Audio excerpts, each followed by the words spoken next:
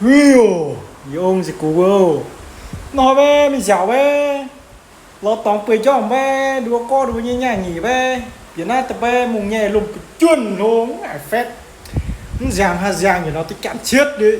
Hiu, còn ai? Hỏi yêu bưa lan đi à dẻo. Những cái bực kia nó nhà nghỉ về mùng nhẹ lồ đau. Cái giếng à. Mượn về chúng ta mùng nhẹ ngặt mượn về cho hơi chảy nghèo lút lồn về. Cái gì anh dùng đồng, cái gì thì mùng nhẹ ngặt miền con về nguy hiểm ngại về.